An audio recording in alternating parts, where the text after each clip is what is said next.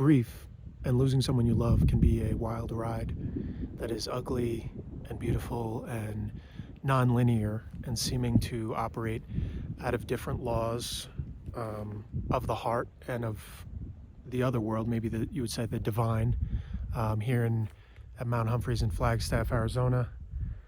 Um, just thinking about this, and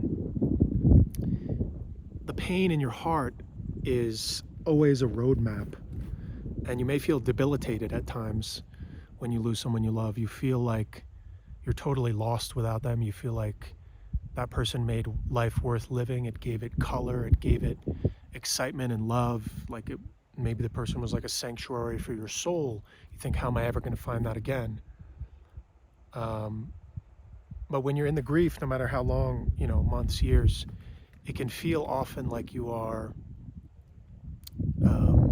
just sort of floundering and in the void and just sort of crushed by the pain, just in a place where you can't generate the energy, can't generate any love. It's just like this empty void, and you feel shattered into a billion pieces.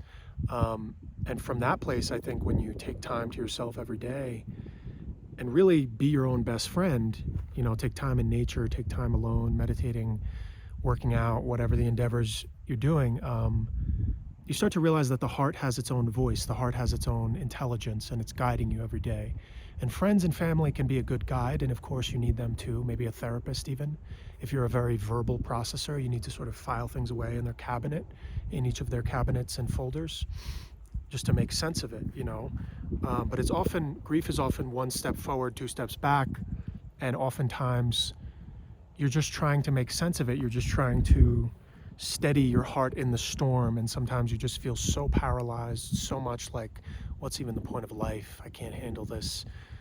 But I feel that if you keep tending to that place that feels shattered, like rubble, like there's nothing there, you will start to discover that whatever was catalyzed or exploded or broken in you, there's going to be something down there of value. There's going to be something that you can uncover and basically find. And I do think people talk about this in grief, no matter how long it takes, you find a different approach, and you take and perceive life differently, you perceive love and God differently, because in those moments you feel like you only have the divine or the everythingness or your own heart to rely on. People can only do so much, but when you go home at the end of the day, you're in bed by yourself, you're grieving, you're feeling this pain like a tornado or just like a crazy avalanche or tidal waves of pain that just keep hitting you and breaking you.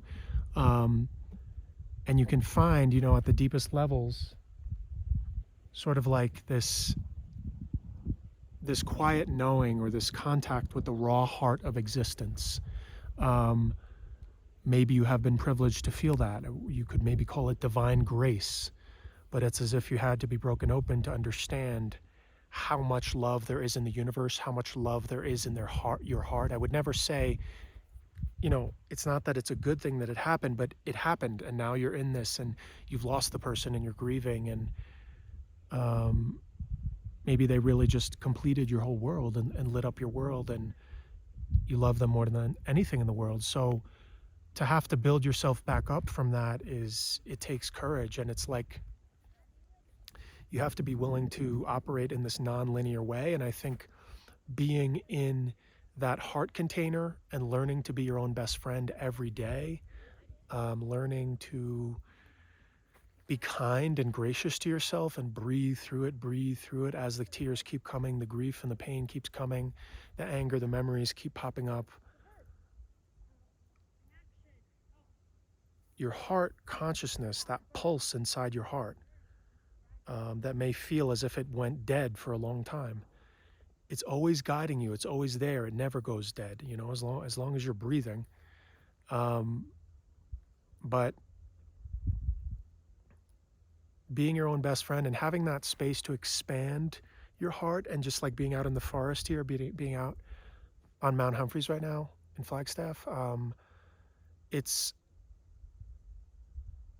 so profound because it's really a journey back to yourself and the divine and God, and like understanding what the raw core root of existence is.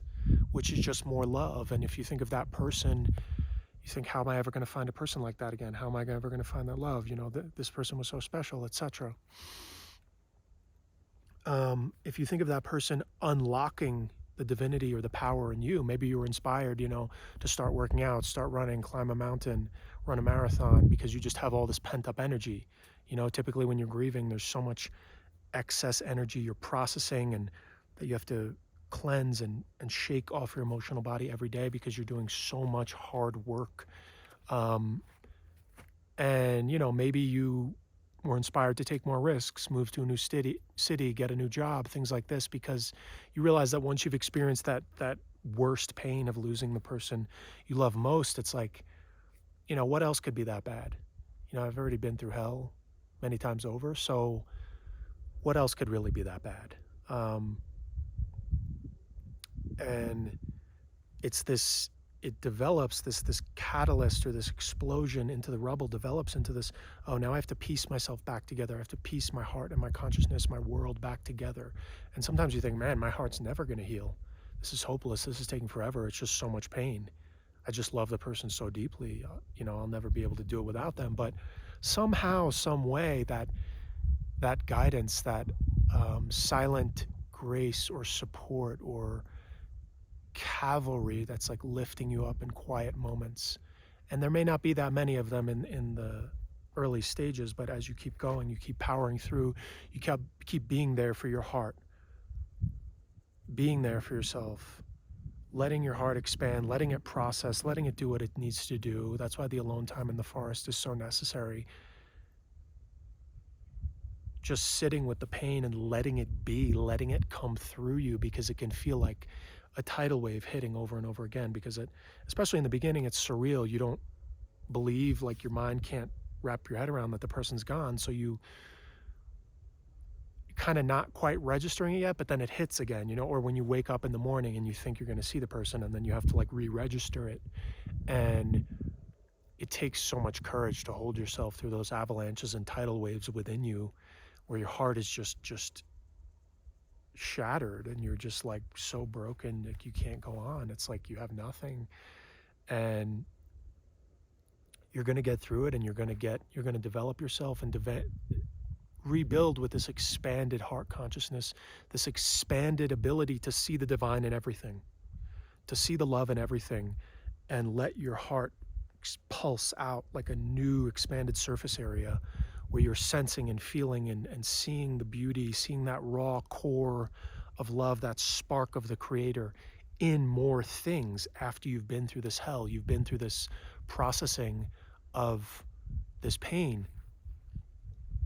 And it's just so brutal, people that have lived through it, and you just have to respect yourself and be proud of yourself for carrying yourself through it when no one else could. And you learn about a new approach to life, a new way to exist. And it teaches you resilience, and your heart does rebuild, your heart does reconstruct. And you never forget the person. It's not that you ever forget them. You never stop loving them. But you reform it into a new strength and a higher wisdom, a higher, less attachment to every little thing, less attachment to having everything go perfectly the way you need it to, but instead just enjoying this moment, savoring this moment, knowing it's all fleeting. No one gets out of here alive. No one, we all leave at some point, whenever that time comes for each of us, but savoring and just giving your all and appreciating the higher wisdom, not sweating the small stuff. But you have those moments where you realize that, you got through this, you powered through, you had the courage, you didn't numb out, you didn't try to escape, you didn't try to numb, you faced it head on. And you were there for yourself, you processed the pain, and it's a testament to that person for how much the capacity of love and the capacity of pain that you felt for that person, and the wonder of existence, the wonder of this world, and the awe of like not even being able to process it at a mind level, but knowing at a heart level, it's just like this expansive infinity and eternity of love. And we just keep getting broken and broken and broken and shattered open again. And this human experience can be brutal. But I commend you for the courage to face yourself every day, be present with your heart, get quiet with your heart, feel the pain, not close off, not, escape through drinking or anything like that, but to be truly present with yourself and realize you do need to grieve. You did love that person. You do need that healing time. You do need to treat yourself like a delicate, precious baby. So give grace to yourself and realize it's okay to love deeply. Some people might not understand. Maybe you take way longer to grieve than others. You just tend to your heart every day. Your heart will guide the way.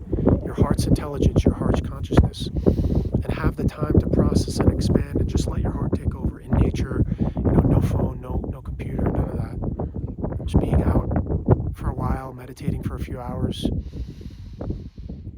and just being like, I'm in my body, I'm feeling this, this is real, this is happening, and I'm becoming better. And it takes courage to feel in this world when so many tune out, so many escape and numb and become cold and closed and cynical.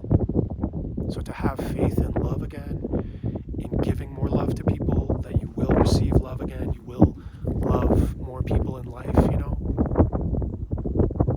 I'm in awe of that courage that people have to keep moving on when they've been through those brutal losses and tragedies. So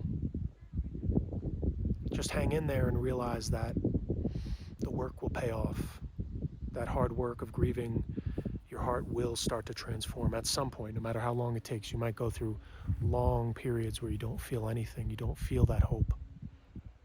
But trust, have faith, and your faith will be rewarded. I know it will. Thanks.